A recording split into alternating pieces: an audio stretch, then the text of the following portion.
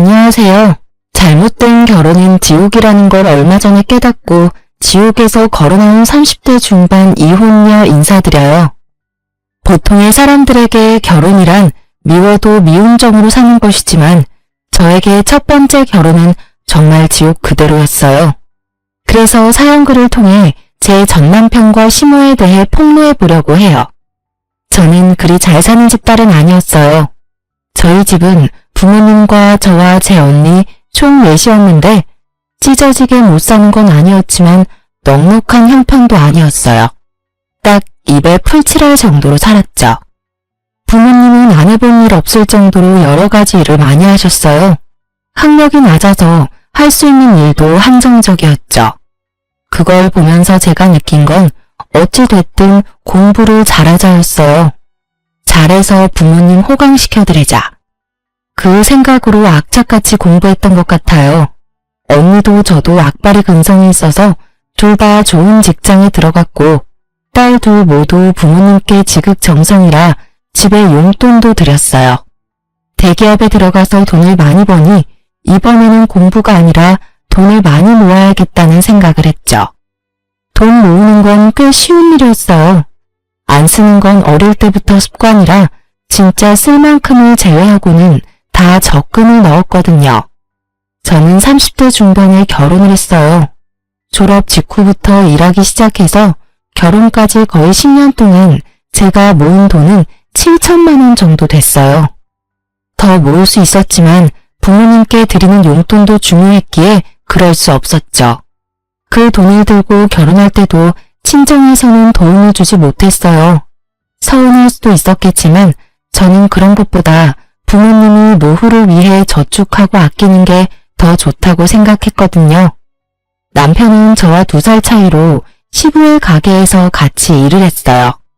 저는 남편의 착하고 순진한 모습에 마음이 끌렸던 것 같아요.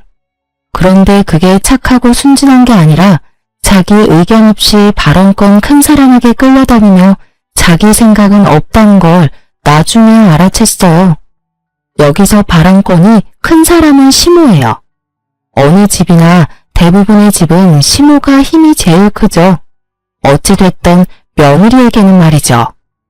남편은 한 달에 300 안 되는 월급에 시부 가게에서 일하는데 시부모는 번화한 거리 1층, 입지 좋은 곳에 가게도 차리고 돈도 잘 버는 사람들이었거든요.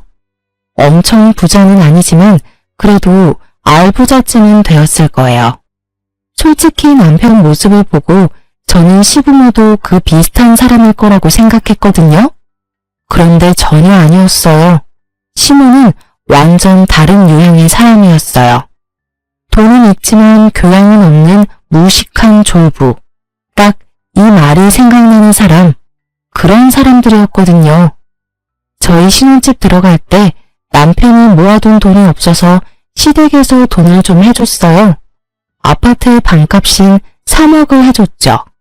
대신 저는 제가 그 당시 모은 7천만 원에 나머지 대출까지 받아서 그 집을 샀어요. 남편의 월급으로는 가능하지 않아서 제 명의로 대출을 해야 했고 그렇게 하는 김에 제 명의로 집을 하기로 했어요. 결국 남편은 아무런 도움이 되지는 못했죠. 그래도 시댁이 도와준 건 무척 다행이라고 생각해요. 물론 그 생각은 곧 사라졌지만요. 시모는 그 3억을 인질로 삼았어요. 자기 뜻대로 하지 않을 때는 그 3억을 들먹였어요. 저의 신혼집인데 제 집이 아닌 것 같은 기분이었어요. 그리고 시모에 대한 짜증으로 점점 더 스트레스를 받기 시작했어요. 결혼 후 3년차 됐을 때 그 스트레스는 완전 최고점을 찍었어요. 그리고 이혼에 대해 진지하게 생각하게 된 건 결혼 3년차 친정 어머니의 생일날이었어요. 보통 부모님 생신에 남편과 함께 부모님 댁에 가거나 부모님과 식사를 하잖아요. 그래서 저희도 그렇게 예약을 해뒀어요. 언니네 가족과 저희 가족, 그리고 부모님을 모시고 맛있는 코스 요리집에 가기로 했거든요. 그렇게 장소며 시간이며 다 정해놨는데 그날 아침에 시모에게 전화가 왔어요. 얘, 오늘 우리 집에 좀 오거라. 오늘 손님 오기로 했는데 네가 와서 좀 거들어야겠다. 그 말에 저는 당황했어요.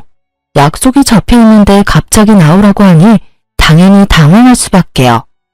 어머님, 죄송한데 저희 오늘 약속이 있어요. 벌써 한 달 전에 잡아놓은 약속인데 그이한테 못 들으셨어요? 저희 친정어머니 생신이라서 식사하러 가기로 했거든요. 그러면 약속을 좀 미루던지 네가 좀 늦게 가면 되지 않니? 오늘 오시는 분도 겨우 시간이 돼서 여기 온 건데 너는 이 집 며느리가 돼서는 어째서 친정만 신경 써? 쥐뿔도 없는 친정에 신경 쓰느라 시댁은 아주 뒷전이네. 그 말에 화가 확 났지만 일단 참았어요. 손님한테는 죄송하지만 남편이 아무 말도 없었어요. 손님 온다고 했으면 제가 시간을 빼놨을 텐데요. 그래서 결국은 못 오겠다 이거니? 정말 기분 나쁘네. 너 시집을 왔으면 친정보다는 시댁이 우선이야. 너희 집 행사가 아무리 중요해도 시댁 행사보다 중요한 법은 없어. 왜 이런 애를 며느리로 들여가지고. 결국은 항상 듣던 말로 마무리했죠. 저는 전화를 끊고 남편에게 물었어요. 손님 오는 거 알았냐고요. 그랬더니 남편은 자기도 모르는 일이라고 하더군요. 약속을 하고 온 게 아니라 이곳에 온 김에 약속을 잡은 것 같더라고요. 솔직히 나중에 잡힌 약속이라도 그게 중요하다면 앞에 잡은 약속을 깰 수도 있다고 생각은 해요. 그렇지만 그 손님은 친인척도 아닌 시모의 지인일 뿐이었고 친정 어머니의 생일은 당연히 중요할 수밖에 없잖아요. 그래도 시모가 떽떽거리는 게 신경 쓰여서 남편에게 시댁에 가서 좀 거들어드리라고 했어요. 남편은 가기 싫어했지만 시모 성격을 알고 있으니 결국 제 발로 가더군요. 그렇게 생일을 치르고 집에 돌아와 이틀이 지났을 무렵이었어요. 주말이었는데 시모가 찾아왔더군요. 무슨 일로 찾아왔나 싶었는데 들어오면서 이미 기분 나쁜 티를 팍팍 내고 있더군요. 어머님, 어쩐 일로 주말 아침 일찍부터 오셨어요? 연락 주셨으면 저희가 시댁 갔을 텐데요. 너 시댁 오는 거 싫어하지 않니? 이틀 전에도 그렇게 시댁 오라고 했는데 친정이 홀랑 가버리고. 아, 그건 그때도 말씀드렸다시피 생일이 있어서. 됐다. 내가 너희 친정 일에 그리 자세히 알 바 없지 않니? 이야기하지 마. 그냥 내가 빌려준 돈 3억 나한테 돌려줘. 너 하는 거 보니까 내가 그거 빌려준 게 너무 아까워서 그런다. 이럴 줄 알았으면 그 돈 안 빌려주는 건데 괜히 빌려줘서는 며느리한테 무시당하는데 돈이라도 받아야 되지 않겠니? 어머님, 저 혼자 사는 집 아니고 남편도 같이 사는 집이에요. 남편 대신에 어머님 저희 집 사라고 돈 빌려주신 건 감사하게 생각해요. 그 돈도 여력이 되면 갚으려고 저희도 계획하고 있어요. 그리고 저는 어머님 무시한 적 없어요. 어머님이 뭘 어떻게 느끼셨는지는 모르겠지만 친정어머니 생신날에 시댁 못 갔다는 게 그렇게 화가 나실 일인지는 모르겠어요. 어머님도 친정어머니 생신 겹쳤다고 시댁 제사인데도 친정에 가시잖아요. 저한테 제사 맡겨두시고. 그 말에 시모 얼굴이 순식간에 벌겋게 달아올랐어요. 저는 본 그대로 말했을 뿐이었어요. 물론 여태껏 아무도 지적하지 않았던 걸 지적했을 뿐이죠. 세상에서 제일 치사한 게 음식 갖고 장난치는 거랑 부모님 욕되게 하는 거 아니겠어요? 그래서 저도 그대로 돌려드렸죠. 그랬더니 시모가 완전 발광을 하더군요. 야, 너 뭐라고 했어? 그래서 내가 친정 간다고 너 나한테 뭐라고 하는 거니? 와, 남의 약점 잡아서 사람 무안 주니까 기분 좋니? 기분 좋을 리가 있겠어요? 저도 영원히 말하지 않고 끝내고 싶었는데 어머님이 제가 친정 간 일로 그렇게 말씀하시니까요. 제가 어머님을 무시한 적 없다는 걸 알려드리고 싶어서 말씀드렸어요. 그리고 매번 빌려주신 돈 3억을 인질로 잡으시는데 그러지 말고 이 집 팔고 다른 곳으로 이사 갈게요. 어머님이랑 남편이 원해서 이 지역으로 온 거잖아요. 솔직히 집값은 비싸고 집은 작아서 마음에 안 들었어요. 차라리 시댁에서 좀 멀더라도 더 크고 저렴한 집 찾는 게 나을 것 같네요. 그 말에 남편과 시모 얼굴이 모두 죽상이 됐어요. 특히 남편이 더 싫어했어요. 제 이야기가 나오자마자 시모를 데리고 밖으로 나가더군요. 엄마, 제발 그만 좀 해. 빌려줬으면 그냥 관심 끊고 있어. 우리가 안 갚을 것도 아니고 와이프가 열심히 돈 모으고 있다고. 그리고 엄마도 제사 안 하고 외가에 가는 건 다들 아는 거잖아. 괜히 서로 목에 핏대 세우지 말고 제발 집에 가서 좀 쉬어. 어? 결국 그렇게 시모를 내보내고 남편이 돌아와서는 제게 한마디 하더라고요. 당신도 우리 엄마한테 너무 그러지 마. 친정에서 하는 거 반만큼이라도 해봐. 그러면 우리 엄마도 당신한테 잘해줄 거라고. 솔직히 엄마가 빌려준 3억 없었으면 우리가 언제 이 지역에서 살아보겠어? 친정에서 도와줄 형편이 됐으면 더 좋은 데서도 살았을 거야. 솔직하게 우리 집에 도움 하나도 안 되는 친정 우선한다고 시댁 못 간다고 하면 엄마가 화가 안 나겠어? 가재는 개편이고 팔은 안으로 굽는다던가요. 저렇게 말하는 남편놈을 보니 남편을 보는 눈이 바뀌더군요. 하긴 어느 시점부터 남편에게는 그런 부분이 보였어요. 능력은 없으면서 남의 능력에 기대서 허세를 누리고자 하는 부분. 결혼 전에는 본 적 없었던 새로운 모습이었죠. 이 집을 선택하게 된 것도 제 입김이 들어간 건 절대 아니었어요. 시모가 시댁과 가까우니 이 집으로 하고 싶다고 한 거였죠.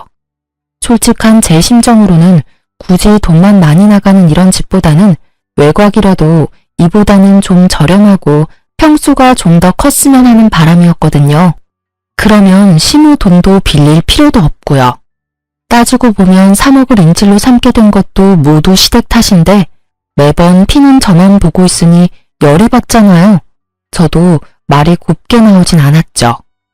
이런 데서 산다고 몰상식한 사람이 교양 있는 사람으로 바뀌진 않아. 여기서 살자고 한 사람도 당신이랑 시무지 내 입김 하나도 안 들어갔잖아. 그리고 내 앞에서 친정 은근히 돌려가는 거 기분 나쁘거든? 친정이 능력이 없어도 이 집에 들어간 돈 절반은 내 돈인 거 알지? 거기에 비하면 당신은 돈 한 푼 안 내고 잘 살고 있잖아. 부모님이 돈 내도록 만들어서 결국 그 탓에 매번 문제 생길 때마다 3억 인질 잡혀서 나 스트레스 받게 만든 것도 짜증나는데 말 함부로 하지 말고 가려서 하라고. 제 말에 남편이 뚱한 얼굴로 입을 닫아버렸어요. 자기도 자존심이 있으니 제 말에 기분이 나빴을지도 모르죠. 그런데 오는 말이 고와야 가는 말이 곱다고 먼저 좋게 이야기했으면 제가 그런 자존심 상하는 말을 했겠냐고요. 오죽하면 제가 그런 이야기까지 꺼냈겠어요. 토라진 남편은 방으로 들어가 버리고 저는 텅 빈 거실에서 한참을 생각했어요. 지금 당장 남편의 행동으로 시모가 집에 돌아간 건 다행이라고요.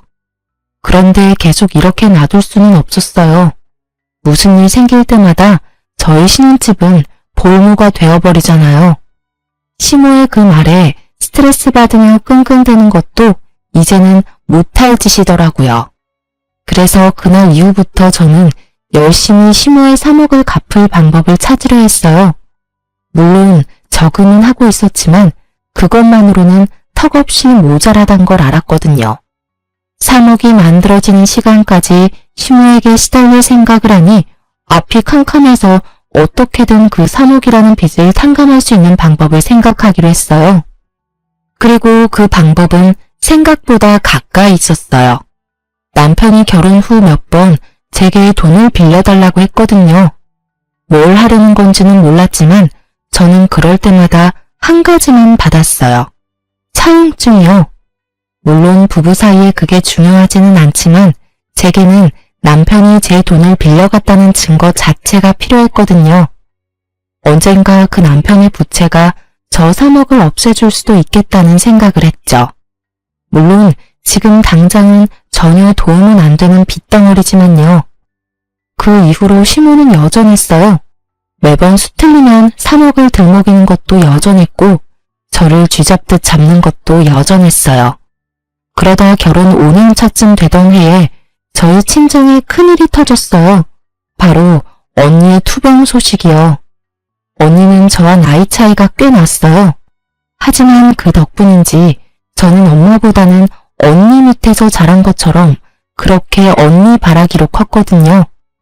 그만큼 언니는 제게 의미가 큰 사람이었고 부모님만큼 중요한 사람이었어요. 대학 갈 형편이 안 되는 저희 집에서 저를 대학에 보내도록 해준 게 저희 언니였으니까요. 그 은혜는 진짜 말로 할 수 없을 만큼 크다고 생각해요. 친정 엄마에게 언니의 심장이 안 좋고 이식을 해야 할지도 모른다는 이야기를 들었을 때 다음날 당장 병원으로 달려가 적합한지 검사까지 받았어요. 그리고 정말 다행스럽게도 저는 적합하다는 판정을 받았어요. 제가 이식을 해주겠다고 했더니 언니가 먼저 말리더라고요. 너 아직 애도 안 낳았어. 너한테 그런 역할 시키고 싶지 않아. 너한테서는 신장 안 받을 거야. 내가 어떻게 네 남은 삶을... 언니, 나 죽는 거 아니야. 그냥 좀 더 관리하면서 살게 될 뿐이라고. 신장 떼주고도 임신하고 애 낳는 사람 있어. 그러니까 너무 걱정하지 마. 나 몰라? 나 진짜 관리 잘할 자신 있는데? 그래도 안 된다며 거절하는 언니를 겨우 설득하고 나니 부모님이 저한테 미안하다고 고맙다고 하더라고요. 가족끼리 뭐 그러냐고 그랬죠. 솔직히 나는 다른 그 어떤 것보다 가족이 중요하다고 했어요. 가족 중 누가 아파도 나는 신장 떼줄 수 있다고. 내가 할 수 있는 거면 할 거라고 했죠. 부모님은 미안한지 내내 눈물만 훔치고 저는 공여자가 된다는 게 무섭기도 했지만 그보다 언니를 더 이상 보지 못할 수도 있다는 게 더 무서웠거든요. 어릴 때는 자매가 아니라 엄마처럼 알고 컸고 커서는 자매가 아니라 친구처럼 지냈어요. 그만큼 저에 대해 많이 알고 언니에 대해 많이 아는 저였으니까요. 그리고 그날 저녁에 저는 돌아와서 남편에게 이야기했어요. 우리 언니 신장이 안 좋아서 이식받아야 한대. 그래서 내가 해주기로 했어. 수술 날짜 잡히면 이야기해줄게. 뭐? 당신이 이식을 왜 해줘? 남편이 깜짝 놀라더군요. 그럴 수 있다고 생각했어요. 남편에게 말했죠. 언니가 나한테 어떤 사람인지 내가 연애할 때도 많이 말해줬잖아. 바쁜 친정엄마 대신 날 키워준 게 우리 언니야. 언니 아플 때 못 본 척하는 사람 되고 싶지 않아. 잠깐 기다려봐. 제 말에 남편이 다급히 제 말을 끊고는 어디론가 전화를 걸었어요. 스피커폰으로 전화를 하는 게 보이는데 시모였죠. 왜 갑자기 시모한테 전화를 하나 싶었죠. 시모가 전화를 받자 남편이 완전 폭발하더라고요. 엄마, 지금 큰일 났어. 와이프 처형한테 신장 한쪽 주기로 했대. 뭐? 그게 무슨 소리야? 당장 며느리 바꿔봐. 스피커로 듣고 있으니까 엄마가 설득 좀 해줘. 갑자기 무슨 신장이식인지. 저는 남편이 저를 생각해서 제가 신장이식 공여자가 되는 걸 싫어하는 줄 알았어요. 솔직히 시모가 싫어하는 것도 그런 이유라고 생각했어요. 참 순진한 생각이었죠. 예, 너 진짜 네 언니한테 신장 떼어줄 거니? 네, 어머님. 언니 상태도 많이 안 좋고 제가 적합자이기도 하고 언니한테 신세진 것도 많으니 신장 이식해줄 생각이에요. 안 된다. 네가 왜 신장을 줘? 절대로 안 돼. 어머님, 제 걱정은 하지 마세요. 수술이 어렵긴 하지만 교수님도 실력 있으신 분이고 관리만 잘하면 괜찮다고 하셨거든요. 누가 네 몸 걱정해서 이런 말 하니? 네가 신장 떼고 나면 나중에 우리 아들, 우리 식구들 아플 때 네 신장 하나면 누가 그걸 줘? 네 신장은 남겨놔야 우리 가족들도 여차할 때 안심이지. 신장 하나 떼주고 나면 다른 이식이나 수술은 안 될 거 아니야? 그 말에 저는 순간 말을 잃었죠. 제 몸 걱정이 아니라 제 몸을 시댁 아플 때를 위한 여유분으로 생각하는 시모의 말에 제 귀를 의심했어요. 며느리가 그런 용도의 사람이 아니잖아요. 그래, 당신 잘 생각해. 솔직히 나는 당신이 공여자 되는 거 싫어. 걱정된단 말이야. 그래도 남편만은 내 몸을 생각해주는구나 싶어서 안심하려던 그때 남편이 말하더군요. 당신 이식 수술하고 나면 살림은 누가 해? 나 혼자서 밥하고 빨래하는 거 나 못해. 당신도 잘 알잖아. 당신이 해줘야 하는 데다가 당신 아파서 쉬면 월급은? 솔직히 당신이 좀 더 버는데 그 월급 없으면 우리 좀 힘들지 않아? 제 몸 걱정이 아니라 지 몸 걱정하는 남편님 말에 저는 다시 말을 잃었죠. 친언니가 저한테 어떤 사람인지 남편은 잘 알고 있으면서 제게 그런 말을 하는 거예요. 진짜 남편은 머리통 한 대 날리고 싶었어요. 시모는 그 이전의 문제였죠. 정말 대단한 모자지간이라고 생각했어요. 어쩜 둘이 똑같이 몰상식할 수 있는지. 콩콩 팥팥이라고 딱 시몰시몬데 남편 난 거예요. 저는 너무 열받아서 남편에게 말했어요. 내 몸이고 내가 알아서 할 거야. 게다가 어머님도 이상한 말씀하시네요. 어째서 제가 시댁 식구 아플 때 이식을 해줄 거라는 전제로 이야기를 하시는지 모르겠네요. 제가 주겠다고 언제 계약서라도 썼어요? 그런 건 계약서를 안 써도 당연히 해야 하는 거 아니니? 네 남편이 지금 당장 아프다고 하면 당연히 네가 이식이든 뭐든 해야 하는 거 아니냐고. 물론 부모인 우리들이 아파도 마찬가지지. 며느리가 돼서 그런 건 당연한 거야. 그러니 친정에 신장 이식하는 건 절대 안 된다. 우리는 절대 반대야. 제가 제 가족한테 주는 게 뭐가 문제예요? 어머님, 남편이 아파서 이식할 상황이 왔을 때 제가 상황이 안 되면 시댁 식구 중에 누구 하나가 이식해 주겠죠. 왜 저한테 그걸 다 하라고 하는지 모르겠네요. 장기 맡겨놓으셨어요, 저한테? 아니면 며느리 아주 마음에 들지도 않는데 그럴 용도로 쓰라고 결혼시키셨어요? 시집 온다는 게 그런 거 아니니? 친정보다 시댁이 우선인 게 당연한 일 아니냐고. 너 항상 그런 식으로 삐딱하게 구는데 이번에는 절대로 그냥 못 넘어가. 너 그 이식 아주 하기만 해봐. 두 사람이 뭐라고 반대를 하든 저는 이식할 거예요. 이미 날짜도 다 잡아놨고요. 저는 그렇게 말하고 대화하기 싫다는 듯 집을 나와버렸죠. 저런 인간들을 가족이라고 데리고 있는 제가 너무 불쌍하고 비참하더라고요. 제 가치가 그것뿐이라는 듯 말하는 시모의 남편이 너무 짜증나고 열받았어요. 집에 돌아오니 꼬치꼬치 언제 수술이냐고 묻는 남편에게는 대답조차 해주지 않았어요. 분명히 반대하면서 방해할 게 뻔해 보였거든요. 그리고 제 예상 그대로 시모의 남편은 어떻게 알아냈는지 이식 수술날 집 앞에서 저를 막고 섰어요. 가지마. 너 경고했어. 별것도 아닌 집안에 네 몸뚱이 주는 거 나 용납 못해. 그 몸 고스란히 시댁 가족을 위해서 관리나 하라고. 안 그래도 너희 시아버지 요새 간이 안 좋아서 힘든데 혹시라도 이식할 상황 생기면 네가 책임져야 하지 않겠어? 이런 식으로 몸 상태 망가뜨리는 거 난 용서 안 할 거야. 그만 좀 하세요. 두 사람 다. 도대체 왜 이러시는 건데요?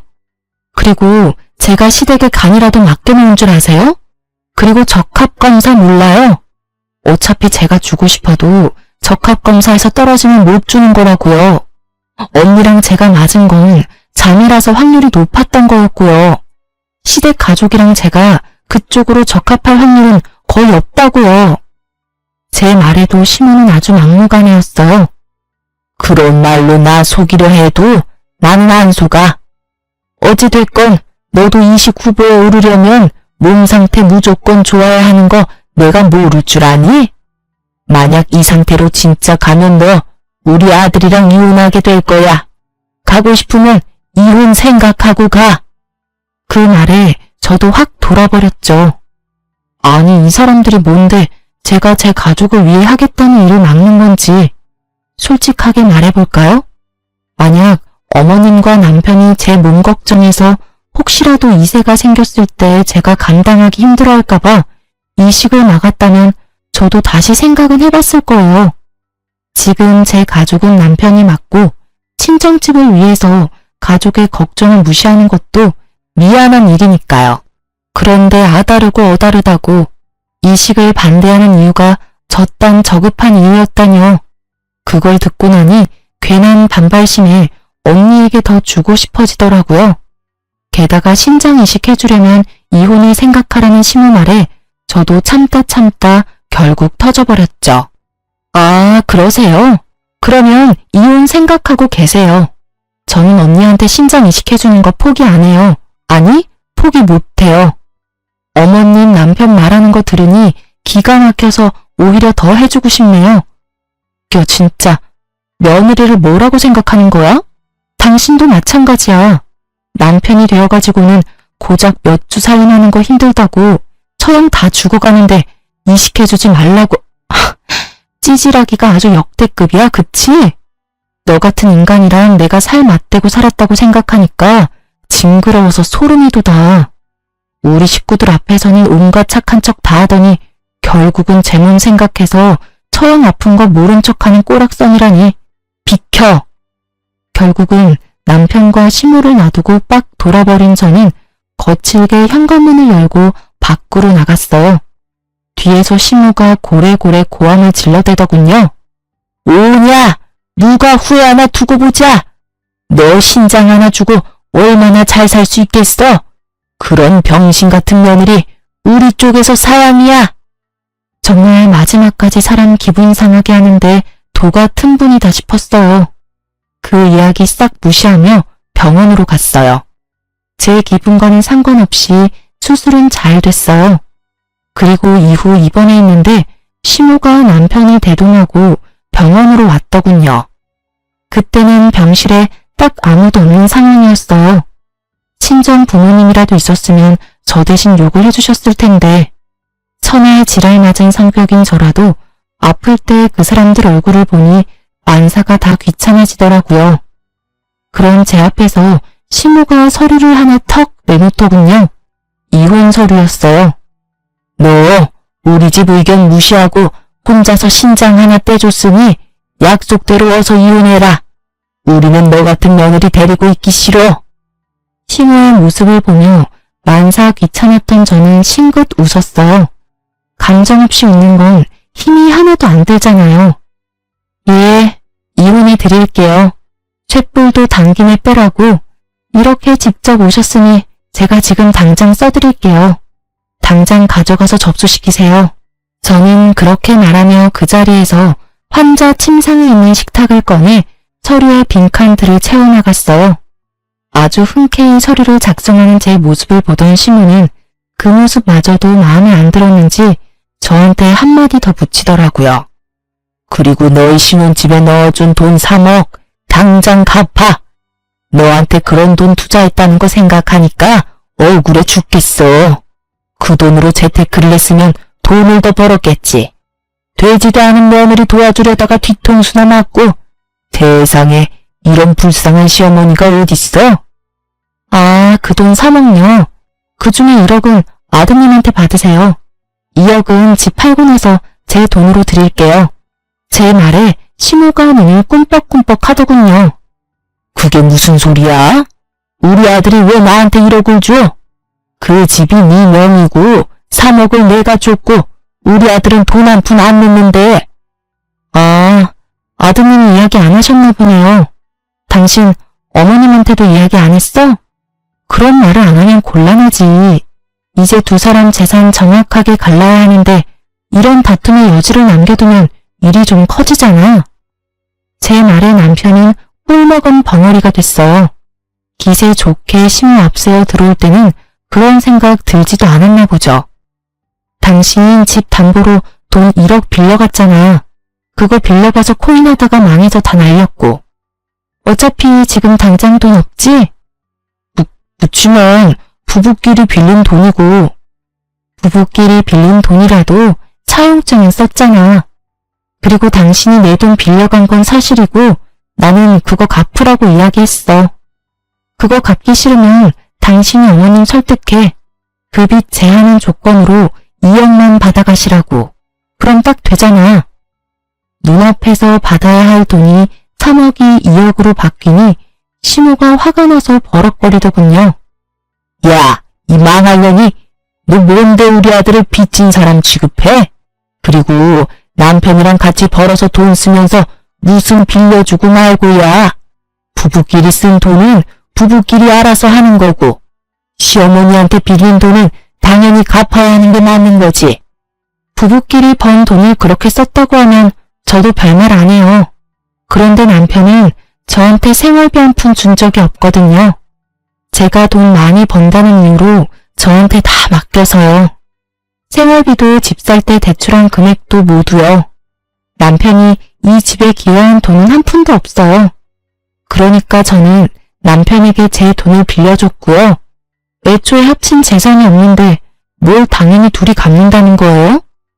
제 말에 시모 얼굴이 벌겋게 달아오르더라고요. 하긴 아들 욕하는 거 들으니 열이 받았겠죠. 근데 사실인 걸 어떡해요? 거짓말을 할 수도 없고. 아무리 마음이 아프고 속이 쓰려도 진실이 뭔지는 알아야 하잖아요. 제 말에 시모가 열받았는지 병실이 떠나가라 소리를 지르더군요. 야, 우리 아들한테 돈 빌려줬다고 생색내는 거야? 너 가만 안 둬. 시댁 남편 무시하고 신장이식 해준 거 나는 절대로 인정 못해. 결혼할 때 돈 한 푼 안 해준 가짜는 친정에 신장까지 떼어주고 우리가 왜 너 같은 반병신을 떠안아야 하는데?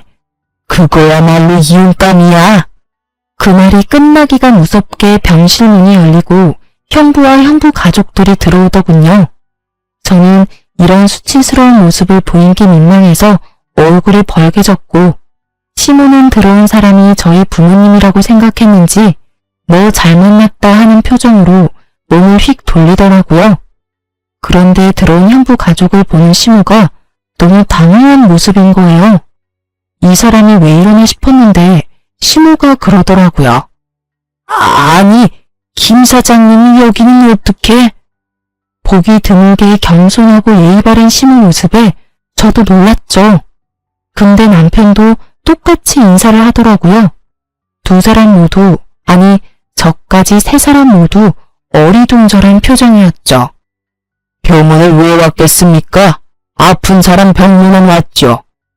저희 며느리 구해준 은인 보러 왔는데 여기서 보게 될 줄은 몰랐네요.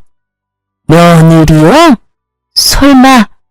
예, 사돈 처녀가 우리 며느리 목숨 구해주는 아주 고귀한 일을 해서 내가 살해하려고 왔습니다. 그런데 그런 힘든 일을 하고도 이혼을 당하게 된 걸 보니 제가 너무 미안한 마음이 들어서 안 되겠네요. 이번에는 가게인데 연장 안 하는 걸로 하겠습니다. 정 사장님도 껄끄럽지 않겠어요? 그렇게 욕을 하며 이혼까지 하게 만든 원인이 저희 집 며느리인데 그런 건물에 계속 있는 게 마음 불편하시겠죠?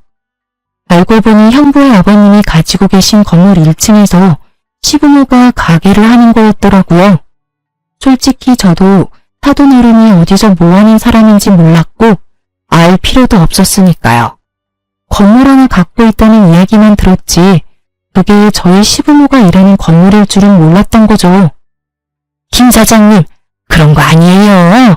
그런 걸 이유로 계약을 연장 안 해주면 저희는 어떻게 해요? 지금 당장 갈 곳도 없는데. 계약 종료까지는 4개월 남아있으니 그때까지 가게 빼시면 됩니다. 그리고 사돈 처녀하고 이야기 다 끝났으면 나가주시겠습니까? 제가 사돈 처녀한테 사례를 해야 하거든요. 그리 좋은 일을 하고도 이혼 서류를 받는 걸 보니 내가 더 좋은 걸 줘야겠다 싶은 마음이 드네요. 시모와 남편은 건물주의 가시돋친 말에 후다닥 밖으로 나가버리더군요. 솔직히 너무 갑작스러운 일이라 기분 좋고 뭐고 그런 거 느낄 새도 없었어요. 알고 보니 형부가 이미 다 알고 있었더라고요. 저희 시댁에서 제가 신장 이식하는 거 싫어하는 걸요. 그것도 시댁을 위해서 하지 말라고 했다는 것까지요. 형부도 시댁에서 제 몸 생각해서 충분히 그럴 수 있다면서 저에게 끝까지 이식하지 말라고 했었거든요. 그런데 제가 진실을 이야기해줬죠. 그 이야기 듣고 형부의 벙찐 얼굴을 보니 민망하기도 하고 웃기기도 하고 그랬어요. 다른 사람들이 보기에는 정말 비정상적인 시무한 남편이구나 싶었거든요. 결국 형부도 엄청 화내줬어요. 사돈처녀, 너무 고맙네. 우리 손주가 4대 독자야. 그런 소중한 손주 낳아준 며느리고, 그만큼 손주에게는 너무나 사랑하는 엄마이고, 아들에게는 너무나 사랑하는 아내지. 그런 며느리를 잃으면 우리 집안 전체가 너무 힘들었을 거야. 그래도 사돈처녀가 너무 감사한 마음으로 며느리를 살리게 해줘서 내가 너무 감사하네. 평생을 관리하며 살아야 할 사돈처녀한테 내가 정말 뭐라도 꼭 해주고 싶은 기분이야. 별 말씀을요. 사돈 어른께 저희 언니가 소중한 며느리이듯이 저한테는 소중한 언니잖아요. 저를 위해 젊은 시절을 희생한 언니를 위해서 이 정도도 못하면 안 되죠. 제가 하고 싶어서 한 일이니까 정말로 신경 안 쓰셔도 돼요. 사실은 밖에서 무슨 일이 있었는지 다 들었는데 그 집에 2억을 줘야 한다 하지 않았나? 아, 저희 신혼집 살 때 시어머니가 3억을 해주셨거든요. 남편이 저한테 1억 빌려가서 2억만 갚으면 돼요. 그래, 그럼 내가 그 2억을 사돈처녀에게 주지. 그렇게 큰 돈은 받을 수 없어요. 돈 받으려고 한 일도 아니고. 그건 내가 잘 알지. 그렇지만 사돈처녀가 지금 곤란한 것도 잘 알지. 지금 그 집 팔면 손해야. 그러니 내가 2억을 줄 테니 그걸로 그 시댁이나 얼른 떼어버려. 인간 안 되는 사람들이야. 어떻게 신장이식 해준 며느리한테 그런 막말을 해. 그런 사람들하고 같이 있을 필요가 없어. 부동산으로 성공한 사람이 그리 말하니 괜히 신뢰도가 확 올라가더군요. 그리고 형부도 제게 그 돈 꼭 받아달라고 신장 이식 때문에 주는 게 아니라 이식을 안 해줬더라도 처제가 힘들다고 했으면 빌려줬을 돈이라고 하더군요. 그래서 저는 감사하게 그 돈을 받았어요. 그리고 며칠간 조리를 하고 퇴원했어요. 집에 갔더니 남편 놈과 시무, 시부까지 싹 다 모여있더군요. 여기서 뭐 하세요? 어머님한테 어제 2억 붙여서 저희 이미 계산 다 끝난 걸로 아는데 무슨 할 이야기 더 남으셨어요? 제 말에 시모가 아닌 시부가 답하더군요. 아가, 너희 시어머니가 너한테 무슨 짓 했는지 내가 다 들었어. 나는 정말로 그 옆에 내가 그런 짓 할 거라는 거 생각도 못했어. 일하느라 바빠서 집안일은 다 맡겨놔서 잘한다고 생각했지. 설마 너한테 그런 짓을 할 줄은 정말 미안하다. 당신도 어서 사과해. 내가 왜 사과를 해요? 내가 못할 말한 것도 아닌데. 당신도 여기 와서 며느리한테 이러는 거 부끄럽지도 않아요? 다른 데 가서 장사 잘하면 되지 굳이 왜 거기서 해야 되는데요? 왜 가게 입지 때문에 내가 며느리한테 사과까지 해야 하냐고요? 딱 보니 견적 나오더군요. 시부는 건물주의 계약 연장 불가 통보를 받고 화가 나고 당황해서 제게 찾아와 그걸 좀 어떻게 해달라고 제게 부탁이라도 해볼 심산으로 온 거였더라고요. 그런데 시무는 자기들이 번 돈이 얼만데 다른 데 가서 해도 그만큼 버니 굳이 며느리한테 사과할 필요 없다는 생각인 거고요. 당신 진짜 이동한다고 다 잘 된다는 보장이 어딨어? 애초에 당신이 며느리한테 그런 짓만 안 했어도 우리한테 문제가 생길 일은 없지. 여기 입지가 얼마나 중요한 곳인데 장사의 장자도 모르면 당신이 뭘 안다고 이 난리야? 여기서 이러시지 마세요. 저는 어머님한테 돈 2억 드렸고 여기는 이제 제 집이에요. 그러니까 초대 안 한 분들 다 나가시고요. 특히 당신 당장 짐 싸서 시댁으로 가. 꼴도 보기 싫으니까. 버럭하는 제 목소리에 남편과 시부모는 결국 제 집에서 나갔어요. 제가 사과를 받아주던 받아주지 않던 사돈어른께서는 계약 연장 절대 안 된다고 말씀하셨으니 그 부분은 본인들이 책임져야 하는 거잖아요. 제가 부탁한다면 들어는 주시겠지만 제가 왜 그런 부탁을 해요? 그 사람들 뭐가 좋아서요? 결국 그렇게 저는 이혼하고 자유의 몸이 되었죠. 하지만 그것도 정말 잠시였어요. 형부가 혼자 사는 저에게 친구를 소개시켜줬거든요. 처음에는 정말로 제 건강을 위해서 소개시켜준 사람이었어요. 괜찮다고 하는데도 형부는 제 몸 건강을 엄청 신경 썼거든요. 그러면서 친구 중에 의사가 있는데 그 친구가 잘 봐줄 거라며 소개해줬어요. 저는 정말 남녀로 만난 게 아니라 의사와 환자로 만났는데 결국은 만난 지 2년 안 되는 시점에 재혼까지 하게 되었어요. 저희가 결혼할 때 형부가 더 좋아해줬어요. 그 정도로 형부가 저희 둘을 신경 많이 썼다는 증거겠죠. 그렇게 재혼하고 몇 년 안 돼서 친정아버지를 데리고 남편 병원에서 진료를 보려고 기다리고 있었어요. 그런데 거기서 의도치 않게 전시모를 만난 거예요.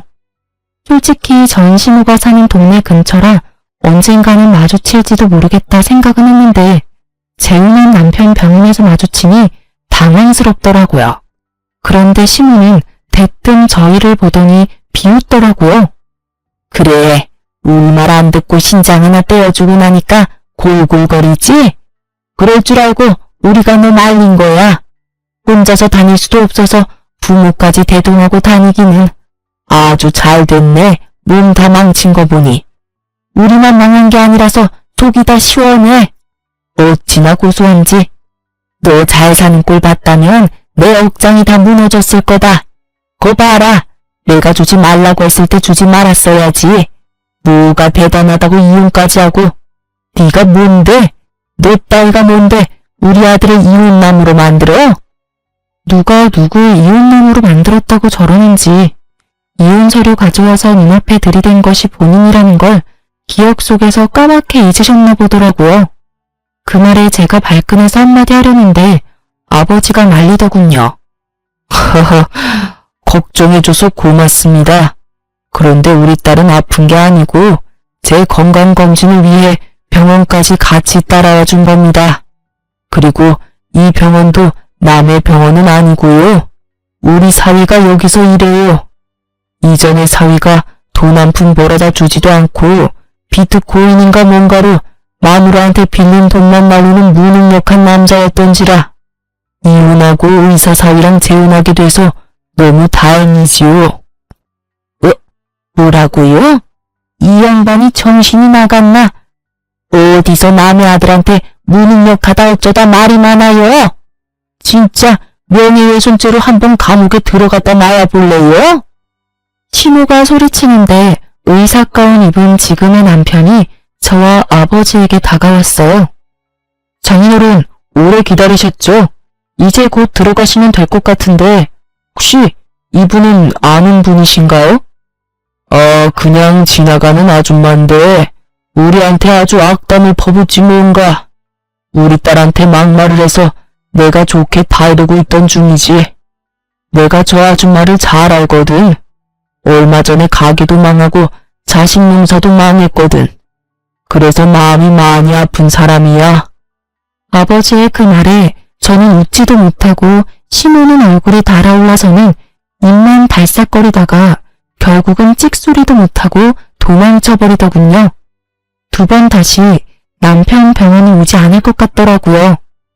친정아버지는 시모에게 한 방 먹인 게 기분이 좋았는지 검사받는 내내 허허거리시고 저는 시모의 그 도망치듯 떠나는 모습이 떠올라 솔직히 속이 시원했어.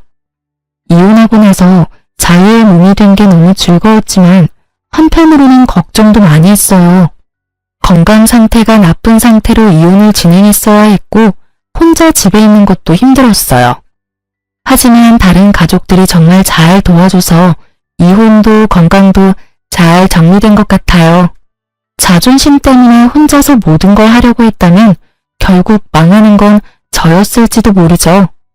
그렇지만 주변의 도움을 많이 받을수록 점점 저는 더 평온하게 살 수 있게 됐어요. 지금의 남편과 언니, 형부에게 너무 고마워요. 그리고 돈 빌려준 걸로 사람을 매번 괴롭히는 전 시모와 돈 한 푼 안 주면서 시모 능력의 빌부터 뭐든 자기 위주로 생각하는 전 남편과 손절한 게 다행이었죠. 지금도 그때를 생각하면 열이 확 오를 때도 있어요. 그걸 참고 살았다면 제정신으로 살지 못했을 거라는 생각도 많이 들 정도예요. 이혼은 가볍게 결정할 일은 아니에요.